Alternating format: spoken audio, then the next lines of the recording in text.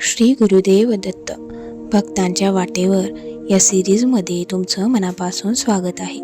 आज आपण ऐकणार आहोत एक अशी सत्यकथा जी ऐकल्यानंतर तुमच्या अंगावर काटा येईल. कारण ही कथा आहे गाणगापूरच्या पवित्र भूमीत घडलेल्या एका चमत्काराची, एका अशा भक्ताची कथा जो आयुष्यात पूर्णपणे तुटून गेला होता.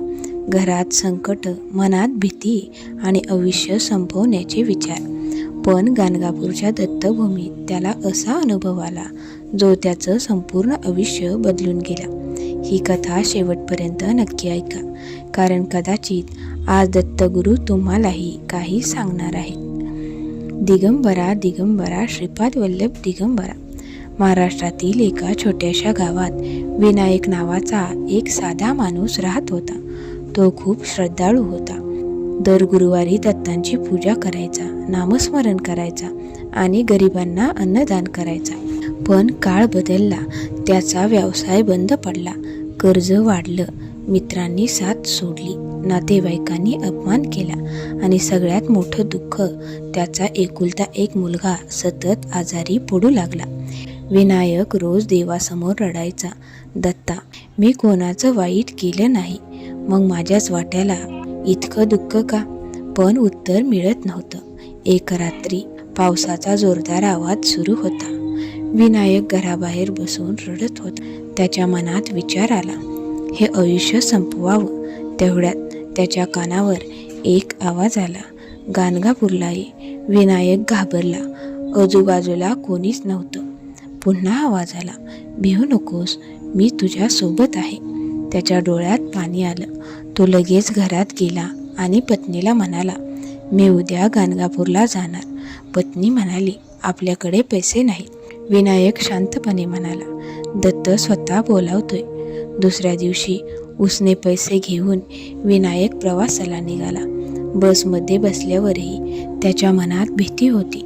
हे खरंच दत्ताचं बोलावणं आहे का? तेवढ्यात त्याच्या शेजारी बसलेला एक वृद्ध माणूस हसत म्हणाला, दत्त बोलावल्याशिवाय कोणी गाणगापूरला जाऊ शकत नाही. विनायक थक्क झाला. तो वृद्ध सतत दत्तनाम घेत होता, दिगंबरा दिगंबरा. प्रवासभर त्या वृद्धाने त्याला दत्त महिना सांगितला आणि अचानक बस गाणगापूरला पोहोचली. विनायक खाली उतरला, पण मागे वळून पाहिलं तर तो वृद्ध गायब झाला होता. गाणगापूरची ती सकाळ, मंदिरातील घंटानाद, भक्तांचा जयघोष. श्री गुरुदेव दत्त. विनायकच्या डोळ्यातून अश्रू वाहू लागले. त्याला आतून एक वेगळीच शांतता जाणवत होती. तो थेट संगमावर गेला, भीमा आणि अमरजा नदीचा संगम. ते पाणी पाहताच त्याच्या अंगावर शहारे आले. त्याने स्नान केलं आणि मनात म्हटलं, दत्ता, मी तुझ्याकडे आलोय, आता तूच माझा आधार. त्या रात्री विनायक मंदिरातच झोपला. मध्यरात्री अचानक त्याला जाग आली. मंदिरात दिव्य प्रकाश दिसत होता आणि त्या प्रकाशात एक तेजस्वी संन्यासी उभे होते. कपाळावर भस्म, हातात कमंडलू आणि डोळ्यात अपरंपार करुणा. ते विनायककडे पाहून म्हणाले, का घाबरतोस? विनायक रडू लागला, माझं सर्व संपलं आहे. संन्यासी हसले, जिथे माणसाची आशा संपते तिथून माझी कृपा सुरू होते. तेवढ्यात ते संन्यासी अदृश्य झाले. विनायक घाबरून उठला, पण त्याच्या हातात प्रसाद होता. दुसऱ्या दिवशी एका पुजाऱ्याने त्याला सांगितलं, 7 दिवस गुरुचरित्राचं पारायण कर.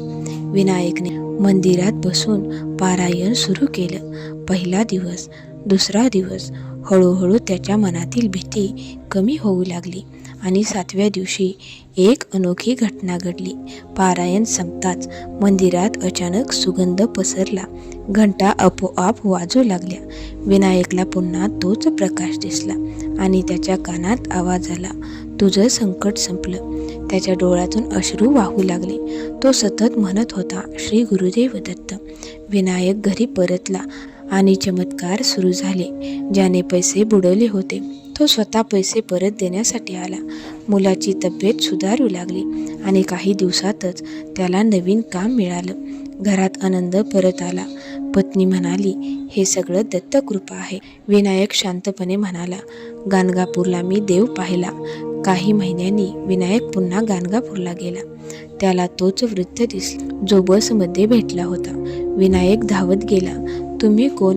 वृद्ध फक्त हसले आणि म्हणाले, भक्ताला मार्ग दाखवणारा नेहमी त्यांच्या सोबत असतो. क्षणात ते अदृश्य झाले. विनायकच्या डोळ्यात अश्रू आले, कारण त्याला समजलं होतं ते दुसरे कोणी नसून स्वतः दत्तगुरू होते.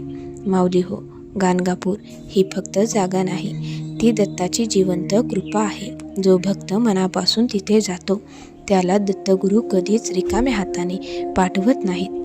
कधी संकेताने, कधी स्वप्नाने, तर कधी प्रत्यक्ष अनुभवाने दत्त आपल्या भक्ताचं रक्षण करत असतात. माऊली हो, भक्ताच्या वाटेवर आजचा हा दिव्य अनुभव तुम्हाला कसा वाटला ते कमेंट करून नक्की सांगा. आणि जर तुम्हीही दत्तभक्त असाल तर कमेंटमध्ये लिहा, श्री गुरुदेव दत्त. पुन्हा भेटू अशाच एका अद्भुत अनुभवानिशी. तोपर्यंत दिगंबरा दिगंबरा, श्रीपाद वल्लभ दिगंबरा.